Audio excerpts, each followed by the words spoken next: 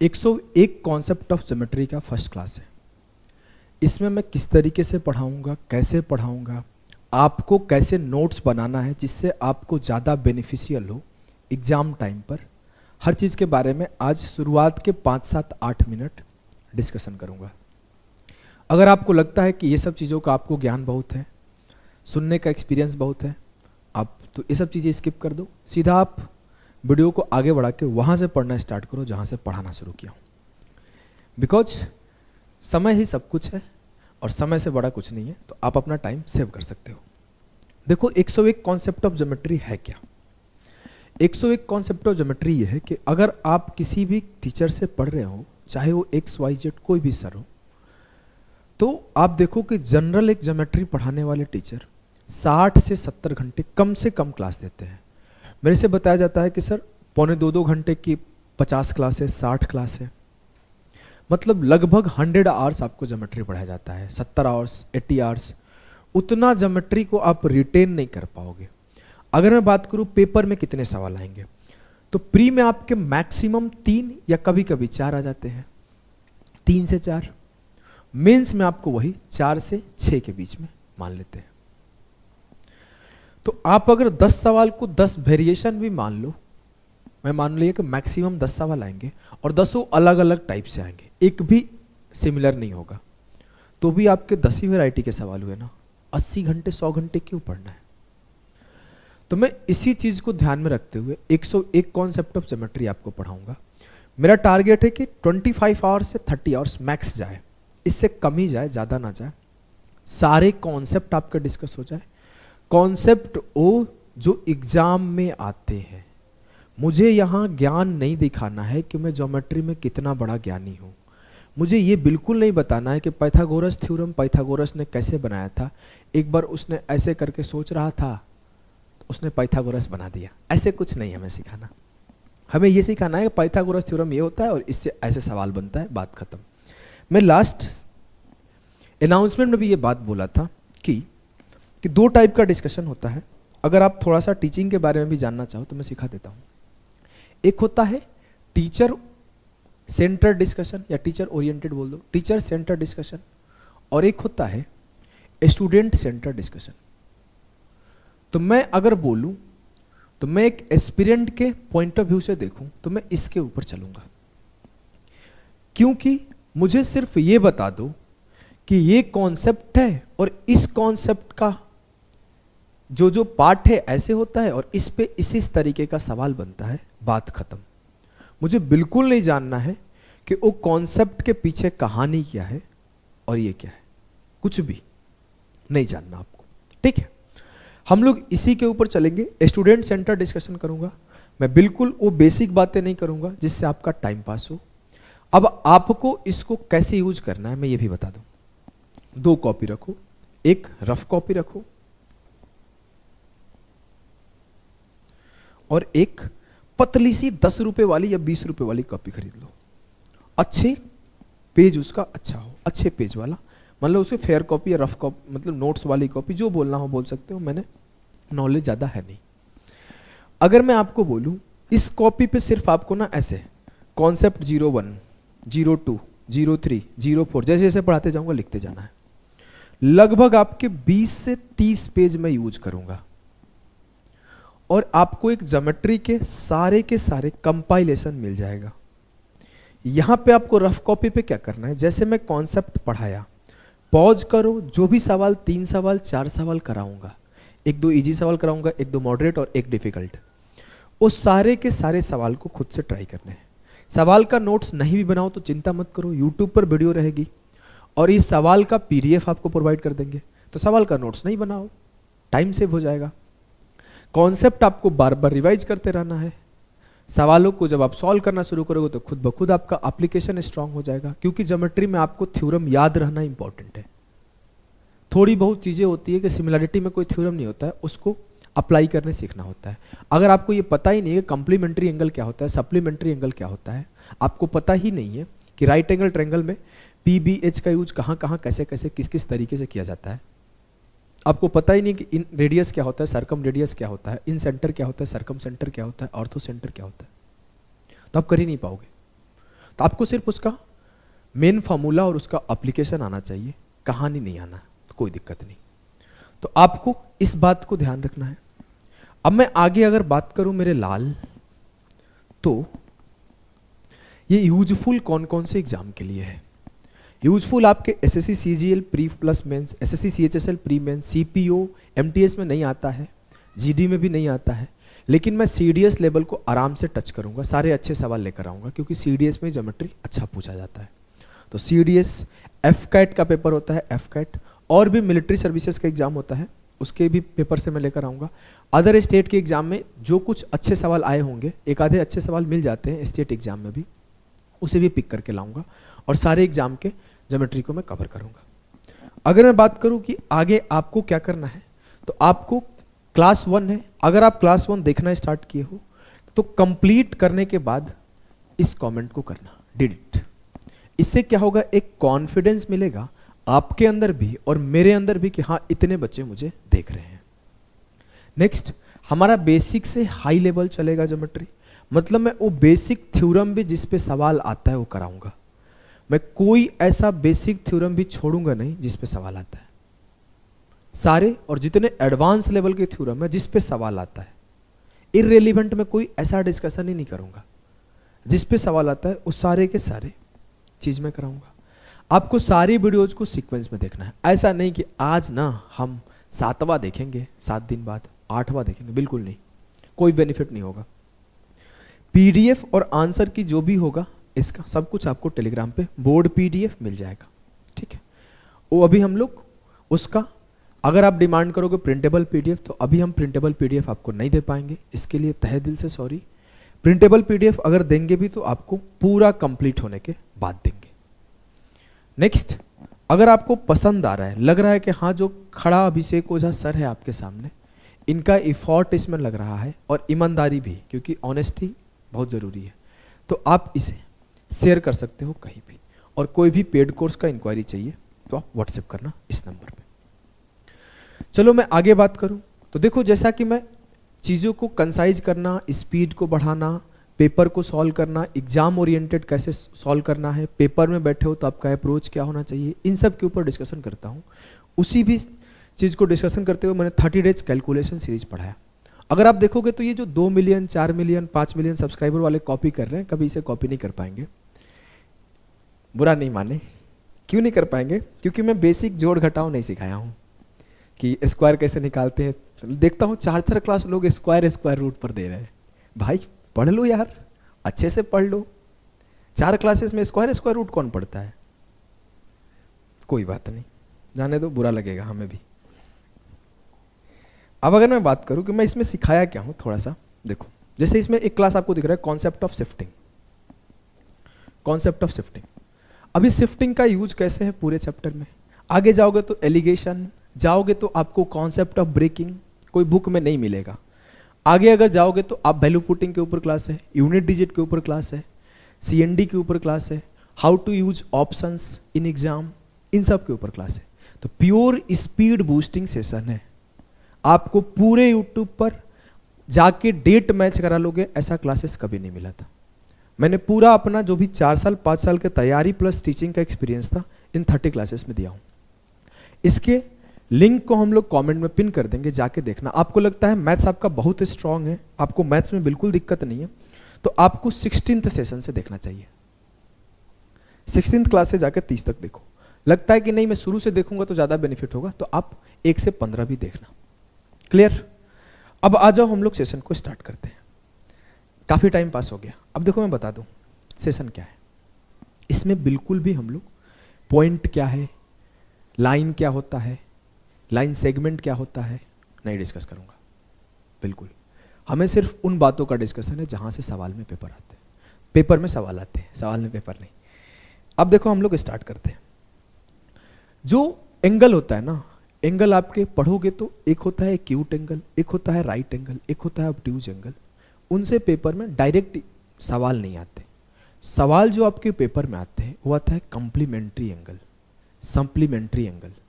आपको मैं बता दूं तो क्या क्या लेकर आया हूं, देख लो आज के क्लास का। तो आज के क्लास में हम लोग 3 कॉन्सेप्ट करेंगे। एक करेंगे इस टाइप के सवाल, और कॉन्सेप्ट ये है। एक कॉन्सेप्ट हम लोग ये करेंगे, आई गारंटी कि कोई बुक में नहीं लिखा होगा इसका एक्सप्लेनेशन जो मैं दूंगा। अगर आपको जल्दीबाजी होगा तो आप आगे बढ़ा के देख लेना। और एक कॉन्सेप्ट हम लोग अच्छा कर लेते हैं ना शुरू से, इसको डिस्कशन किया। अगर मैं बोलूं कि कंप्लीमेंट्री एंगल क्या होता है, कंप्लीमेंट्री एंगल वही होता है कि जब दो एंगल का सम 90 डिग्री हो जाए वो कंप्लीमेंट्री होता है। तो आपको कंप्लीमेंट्री को याद रखने का तरीका सीधा है कि जो समकोण है ना, जो राइट एंगल है ना, वो कंप्लीमेंट्री है। जो राइट एंगल है वो कंप्लीमेंट्री है। अगर राइट एंगल को दो भाग में डिवाइड कर दूं तो उस दोनों का सम राइट एंगल होगा, वही कंप्लीमेंट्री है। अगर आप उसको हिंदी में बोलोगे तो पूरक कोण बोलते हैं।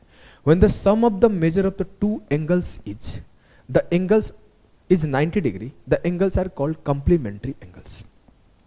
अगर मैं बोलूं कि 45 डिग्री है तो उसका कंप्लीमेंट्री एंगल क्या होगा, 45 डिग्री। अगर मैं बोलूं कि दो एंगल का सम 90 आ रहा है तो वो कंप्लीमेंट्री है। अब अगर मैं बोलूं कि x का कंप्लीमेंट्री एंगल क्या होगा, तो x में क्या जोड़ू कि 90 बन जाए, 90 माइनस एक्स। मैं बोलूं थीटा का कंप्लीमेंट्री एंगल क्या होगा, थीटा में क्या जोड़ू कि 90 बन जाए, 90 माइनस थीटा। मैं बोलूं कि y का कंप्लीमेंट्री क्या है, 90 माइनस वाई। मैं बोलूं कि 20 डिग्री का कंप्लीमेंट्री एंगल क्या है, 90 से 20 गया 70। इस दोनों का सम अल्टीमेटली 90 आना चाहिए। मैं बोलूं 50 डिग्री का कंप्लीमेंट्री एंगल क्या होगा, तो बोलोगे 40। मैं बोलूं कि 70 डिग्री का कंप्लीमेंट्री एंगल क्या होगा, 20 डिग्री। क्लियर? Yes sir.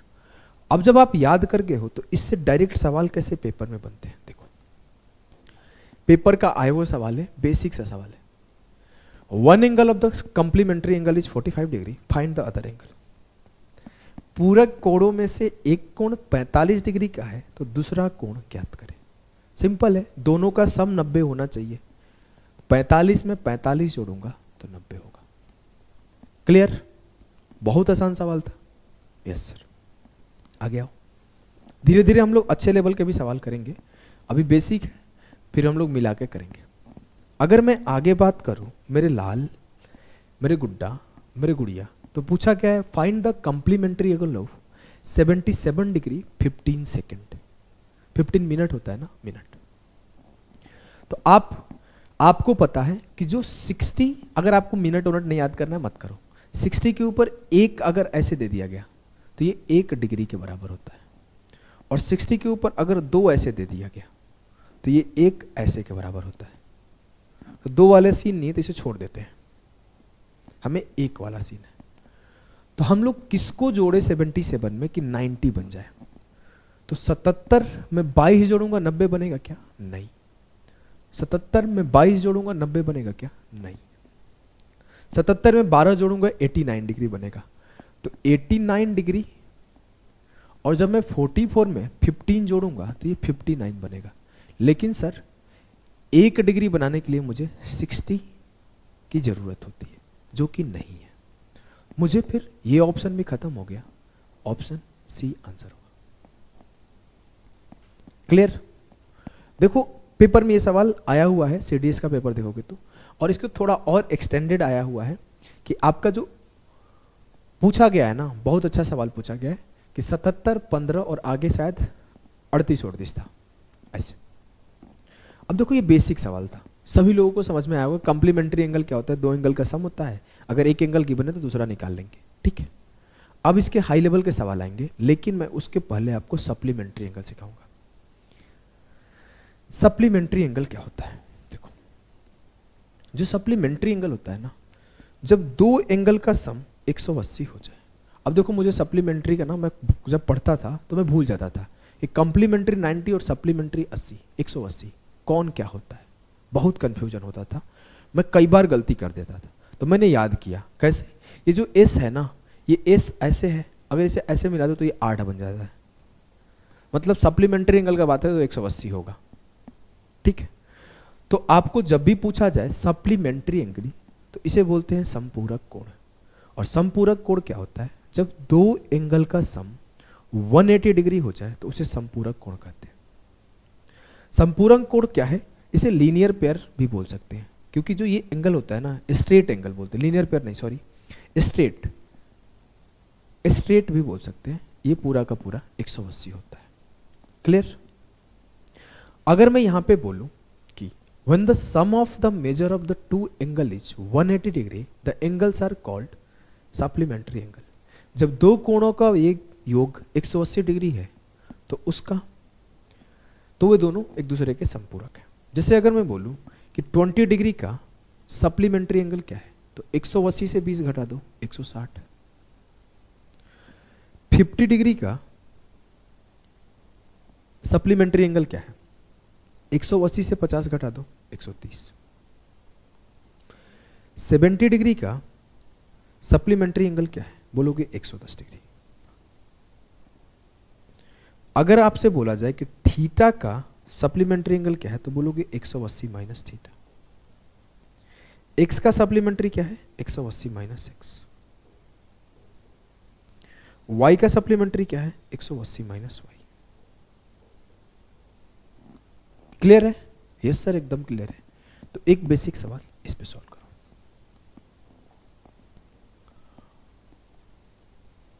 मुझसे बोला गया कि if two supplementary angles are 7x plus 58 degree and 16x plus 53 degree, then 5x each। यदि दो संपूरक कोण 7x plus 58 degree and 16x plus 53 degree है तो 5x का मान क्या होगा? चालाक बच्चे आंसर टिक कर दिए होंगे। कैसे सर? सर बहुत, आप जाके कैलकुलेशन सीरीज फॉलो करो। कैलकुलेशन सीरीज में क्लास है कॉन्सेप्ट ऑफ डिविजिबिलिटी। मुझसे पूछा गया 5x का वैल्यू बताओ, 5 का मल्टीपल एक ही ऑप्शन है, खत्म हो गया। क्या ही करना, चलो मैं तब भी सिखा देता हूं, नहीं तो कोई बोलेगा कैलकुलेशन सीरीज का फायदा उठा रहे हैं सर, सिखा नहीं रहे हैं। नहीं, बोलना नहीं है। देखो, अगर मैं आपसे बोलूं मेरे लाल आप इन दोनों को जोड़ोगे तो 180 आना चाहिए। जी sir. 7x plus 58 degree plus 16x plus 53 degree, 180 आना चाहिए। दोनों को जोड़ दो, 16 7 23x और 53 प्लस 58 कितना हो गया, 111। ये बराबर होगा 180 डिग्री के। तो जो x बराबर होगा 23 या 69, 3 डिग्री। अरे 180 से 111 गया 69, x 3 डिग्री आया तो 5x होगा 15 डिग्री। क्लियर है? यस सर, एकदम क्लियर है। बहुत बेसिक सवाल था। नेक्स्ट क्वेश्चन को देखते हैं। CHSL का आया हुआ सवाल है, सॉल्व करो। बोला है कि the difference between two supplementary angles is 74 degree, then one of these angles will be. अगर दो सप्लीमेंट्री एंगल का डिफरेंस 74 है तो एंगल क्या है? मुझे पता है दो सप्लीमेंट्री एंगल का जो सम होता है ना वो 180 होता है।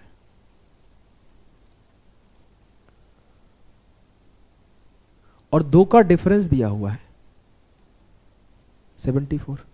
मुझसे पूछा है one of those angle is 18 से 106/2 53 हो जाएगा आंसर। मैंने ऑप्शन का हेल्प ले लिया। मुझसे पूछा गया था कि वन ऑफ दोज क्या है, मैं देखा सबके सब 90 से छोटे हैं। अगर मैं इन दोनों को सम करके डिवाइड करता तो अल्फा का वैल्यू आता 18 7 25 254/2।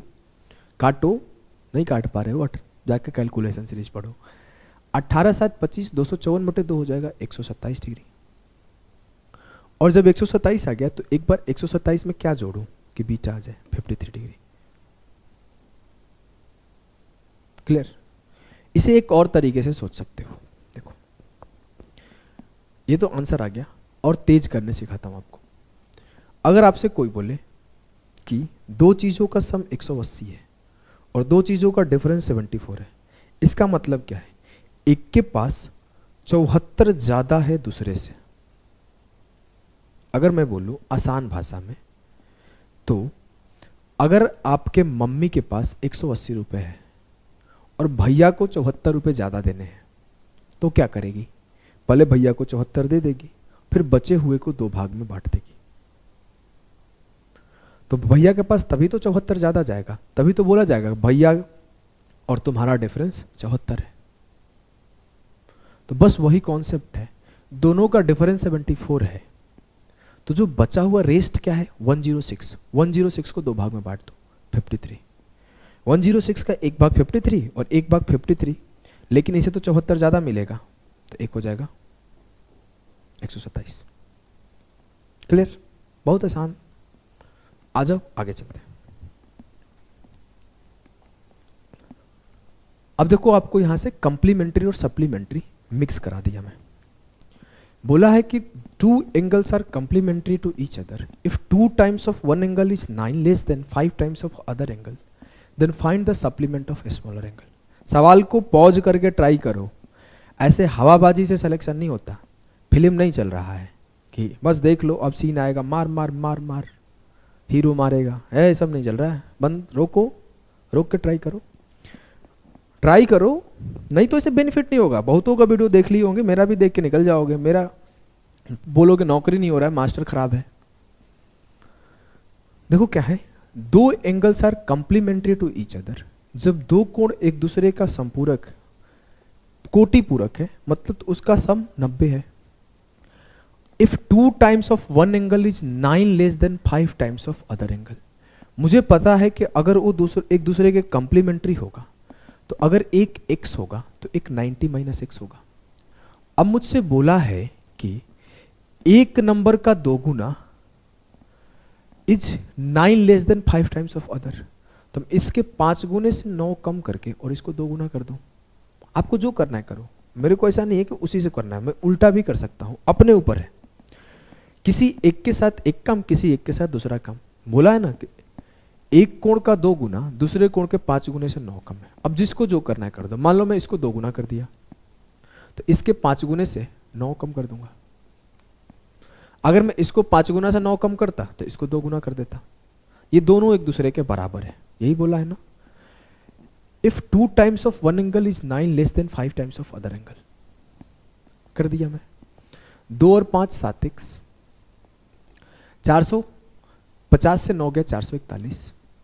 x का वैल्यू आया 63। मुझसे बोला गया है कि then find the supplement of smaller angle. जल्दीबाजी में आओगे, 63 का सप्लीमेंट क्या होगा 117। अगर मैं कमीना एग्जामिनर होता तो मैं कुछ नहीं करता। इस सवाल में एक ऑप्शन, शरीफ आदमी है वो, शरीफ आदमी है, कोई बात नहीं, कभी कभी शरीफ एग्जामिनर भी होते हैं, बीबी से झगड़ा होने के बाद ही पेपर को डिफिकल्ट बनाते हैं। अब देखो मैं अगर बात करूं तो ऐसे करेंगे, एक ऑप्शन को ओ 117 डिग्री रख देंगे। अब जल्दीबाजी में पाओगे, इसका सप्लीमेंट टिक करके निकल जाओगे। हो गया गलती, पढ़े तो सब थे, नोट्स भी बनाए थे, लेकिन गलती हो गया, सिली मिस्टेक। अगर जाके आप डे 30 देखोगे कैलकुलेशन सीरीज का, तो मैं इसमें यही चीज सिखाया हूं ना कि कहां कहां आपको सिली मिस्टेक से बचना है। प्रॉपर लिस्ट दिया हूं, उस लिस्ट को नोट डाउन करना बहुत हेल्प होगा। नेक्स्ट, अगर मैं बोलूं एक संख्या 63 है तो इसका सब कंप्लीमेंट क्या होगा सर 27 डिग्री, तभी तो इन दोनों का सम 90 होगा जी। तो इसका मुझे सप्लीमेंट बताना है, तो 27 में कितना जोड़ू कि 180 हो जाए सर 153 डिग्री। क्लियर? क्लियर है ना, एकदम क्लियर है सर। चलो एक सवाल और सामने है, करो। ये आपके काफी अच्छे एग्जाम में पूछा गया सवाल है, सॉल्व करने का कोशिश करो, पॉज करो, ट्राई करो। सवाल है if the complementary angle of an angle is 6 degree less than 7 times the original angle, then find the measure of the angle which is 18 degree more than the supplementary angle of the original angle. यदि किसी कोण का पूरक कोण मूल कोण के 7 गुना से 7 कम है भाई, 7 ही कम है ना, नहीं 6 कम है, 7 गुना से 6 कम। भाई थोड़ा सा हिंदी माफ करना, मैं खुद ही टाइप वाइप कर देता हूं, गलती। अब देखो यार, सॉरी यार, मैनेज कर लेना। अब बोलूं कि then find the measure of the angle which is 18 degree more than the supplementary angle of the original value. आसान सवाल है, try to solve the question. Solve करने का कोशिश करो। 12 लग रहा है, 12 और 6 बढ़ा दो 186 आएगा। पॉज किए? कोई दिक्कत हो रहा है क्या कैमरे से? ठीक है क्या? अब चलो मैं करता हूं सॉल्यूशन। देखो बोला है complementary angle of an angle is 6 degree less then the 7 times the original angle. मैं मान लिया कंप्लीमेंट्री एंगल थीटा है, तो उसका एक कंप्लीमेंट्री जो होगा 90 माइनस थीटा होगा। अगर एक एंगल थीटा होगा तो दूसरा 90 माइनस थीटा होगा। अब बोला है is 6 degree less than 7 times the original angle. अगर किसी एक को 7 गुना करके 6 कम कर दो तो काम हो जाएगा। मैं इसको 7 गुना करके 6 कम कर दे रहा हूं, बराबर हो गया। मैं 7 1 8 थीटा हो गया और बराबर हो गया 96, थीटा बराबर 12 हो गया। अब बोला है ना कि इसके सप्लीमेंट से 18 ज्यादा, तो इसका सप्लीमेंट क्या होगा? 180 माइनस 12 168, और इसमें 18 जोड़ोगे तो 186।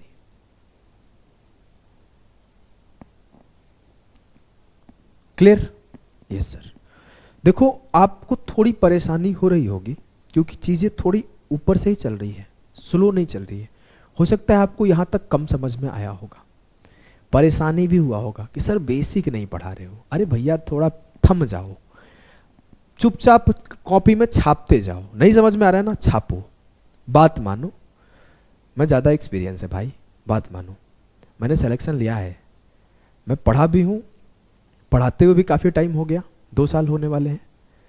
और उसके पहले मैं काफ़ी साल पढ़ाया हूँ, प्रॉपर एसएससी का प्रोफेशनल टीचर मैं 2 साल से हूँ, पढ़ाते हुए तो काफ़ी साल हो गए। तो मेरा बात मानना, मैं वो ऐसे आप देखोगे तो यूट्यूब पर एक एक टीचर, कुछ टीचर तो ऐसे है ना कि 7 बार सिलेबस कंप्लीट कर दिए हैं, कभी ये मैराथन कभी वो मैराथन। मैं सिलेबस कंप्लीट करने नहीं आया हूँ। मैं जो चीज़ सिखाऊंगा ना, आप थोड़ा सा डिफिकल्टी होगा, लेकिन एक बार आप सीख जाओगे ना भाई, तो आपको एग्जाम में बहुत हेल्प करेगा। आप पेशेंस बना के इसे छाप लो। अभी कम भी समझ में आ रहा है, छाप लो। आप एक बार में नहीं समझ में आ रहा है, कोई दिक्कत नहीं है। बहुत लोग होंगे जिनका एडवांस बैकग्राउंड नहीं होगा, चुपचाप छाप लो। अगर यहाँ तक हो तो चुपचाप छाप लो, विश्वास रखना। जिस दिन आपका कंप्लीट होगा ना, पूरा मतलब सेशन कंप्लीट होगा, आपको बहुत सारी चीज़ें ऐसी सीखने को मिलेगी जिससे आप बहुत अच्छा करोगे। तो अगर आप बिगनर हो, नए बच्चे हो, चुपचाप छाप लो, थोड़ा समय देना मुझे, आई गारंटी आपका बहुत अच्छा ज्योमेट्री हो जाएगा। इसमें टाइम बर्बाद नहीं करूंगा, इतना बात भी कर लिया, मैं ये भी अवॉइड करता हूं बात करना। अगर मैं आपसे बात करूं तो अगला कॉन्सेप्ट है कि जब भी 2 पैरेलल लाइन को एक लाइन इंटरसेक्ट करती है तो क्या क्या केसेस बनते हैं। जो भी बुक पढ़े होंगे उसमें सिखाया गया होगा कि एक कॉरस्पॉन्डिंग एंगल होता है, एक अल्टरनेट एंगल होता है, interior alternate, exterior alternate, vertically opposite. हम नहीं पढ़ाते, कुछ नहीं। मैं जो तरीका सिखाऊंगा इस कॉन्सेप्ट का, आप कमेंट करके बताना क्या ये आपके लिए पहली बार है। अगर पहली बार है तो आप सिर्फ इतना लिखो एफ, मैं समझ जाऊंगा। सीखना इस मेथड को।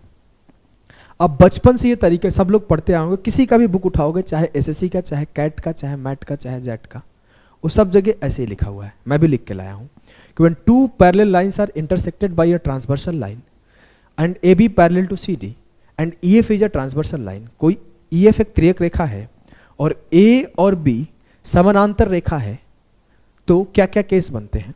तो जो कॉरस्पॉन्डिंग एंगल होता है वो 1 बराबर होता है 5 के, 2 बराबर होता है 6 के, 3 बराबर होता है 7 के, और 4 बराबर होता है 8 के।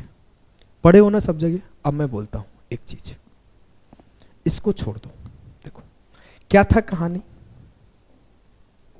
कहानी यह था कि सर एक लाइन ऐसे गया था, ठीक है। दूसरा क्या था कहानी कि इसके पैरेलल एकदम एक और लाइन ऐसे गया था।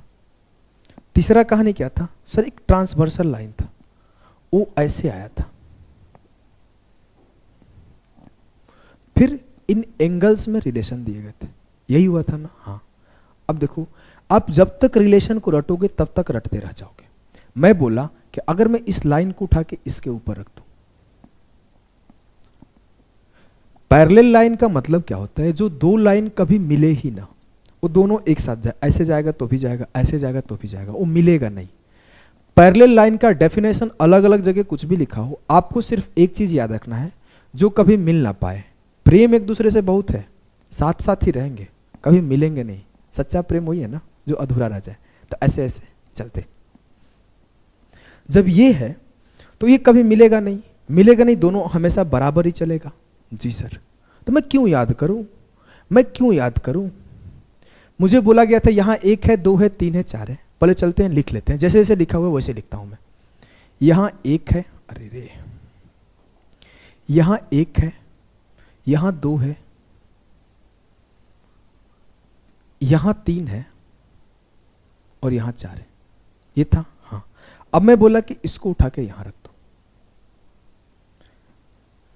अब देखो आप, इसका मतलब इसको उठा के यहां रख दो, तो जहां 2 है वहां 6 है,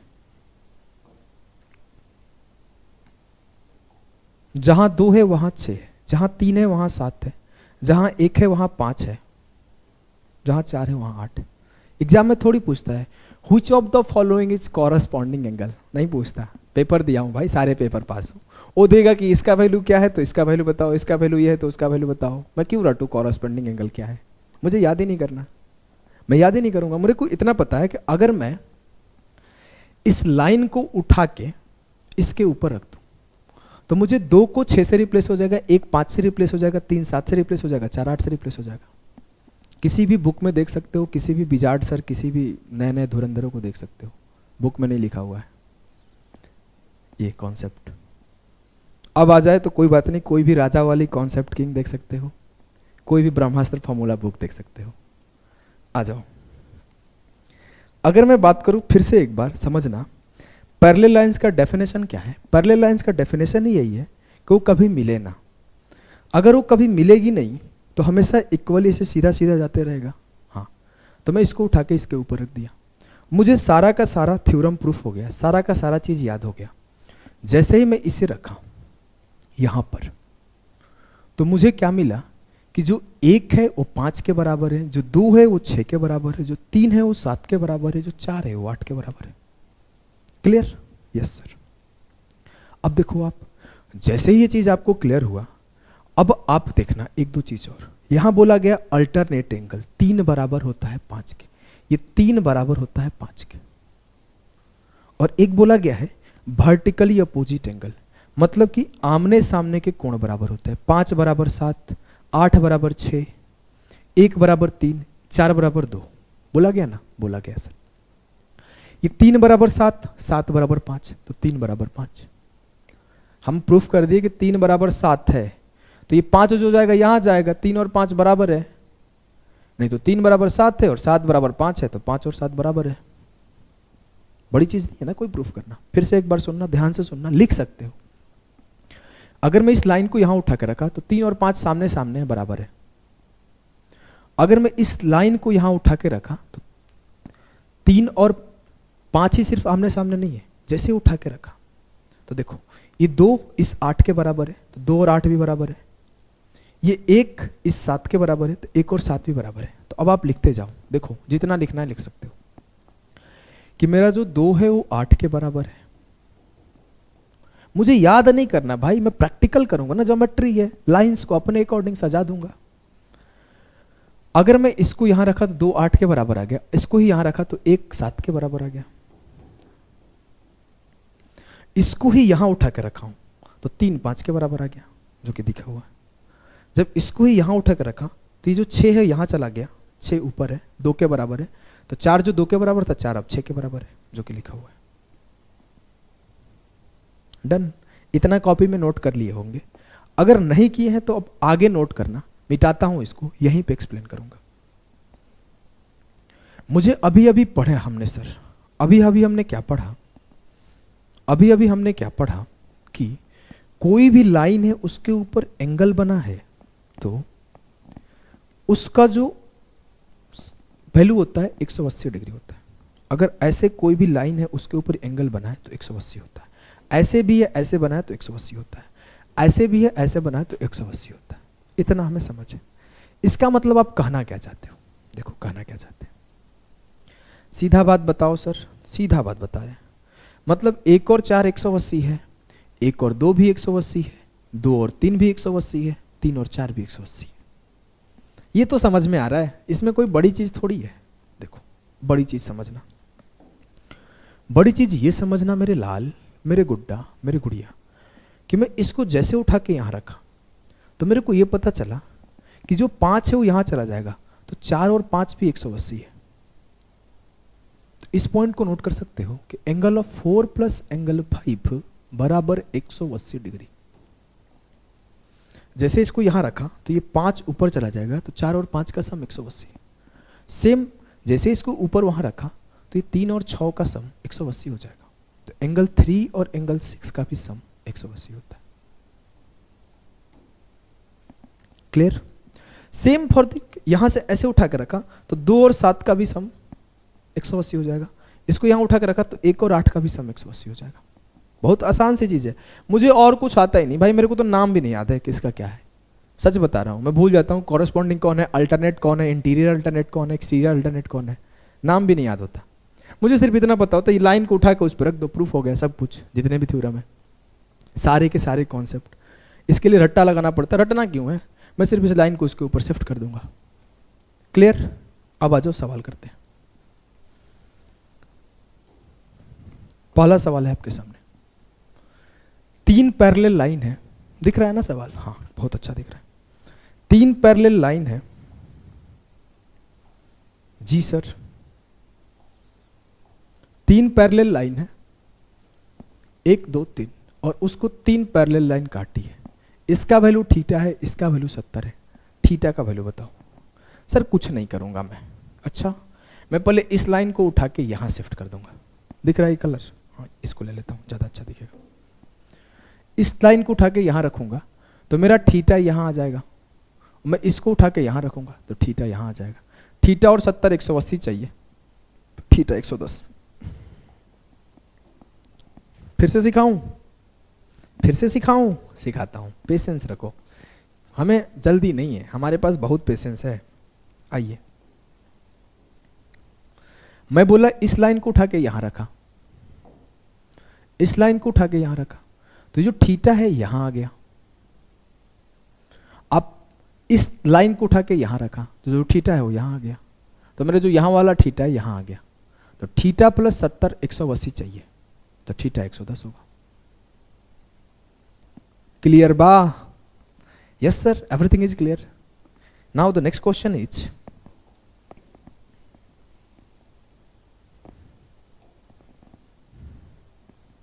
सॉल्व करने की कोशिश करो। मेरे से बोला गया कि इन द गिवन फिगर, दिख रहा है ना? हाँ दिख रहा है। ए बी पैरेलल है सी डी के, find the value of x. नीचे दिए गए चित्र में ए बी पैरेलल है सी डी के, तो एक्स का मान बताएं। करो, करने का कोशिश करो, फिल्म नहीं चल रहा है, नूरा फतेही का डांस थोड़ी चल रहा है जो इसे देखोगे। हाँ चलिए सॉल्व करूं? करता हूं। इसी कलर को लेते हैं, पीला वाले, हरा वाले को लेके हरा वाले। अगर मैं बोलूं इस लाइन को उठा के यहां रख दूं, पैरेलल है, तो जो ये एंगल है वो यहां आ जाएगा। क्लियर से बराबर है, इस लाइन को यहां खींचूंगा तो ये एंगल यहां आ जाएगा। तो 2y माइनस 50 बराबर हो जाएगा 54 के। तो y किसके बराबर होगा? 50 54 104/2 52। क्लियर? y बराबर 52 होगा। अब मैं बोला जब इस लाइन को यहां शिफ्ट किए थे तो ये दोनों बराबर हुआ, तो y 52 हो गया। फिर से सॉल्व कर दूं? लो जी कर देता हूं। लो जी, मैं इसको यहां किया तो ये दोनों एंगल बराबर हो गए, तो 2y माइनस 50 बराबर है 54 के। अब ये सब सॉल्व करवाओगे तो बड़ी बिटाओगे मेरे से कि 2y बराबर 50 प्लस 54, y बराबर 104/2, 2 5 10, 2 दूना 4। ठीक है, अब समझ में आ गया। अब मुझे सर पता है कि जब भी दो अंदर में होते हैं उनका सम 180 होता है। साफ सी बात है, जब भी अंदर में दो होते हैं उनका सम 180 होता है। अभी अभी वही तो सीखे थे। देखो दो पैरेलल लाइन के अंदर में थे, उनका सम 180 था।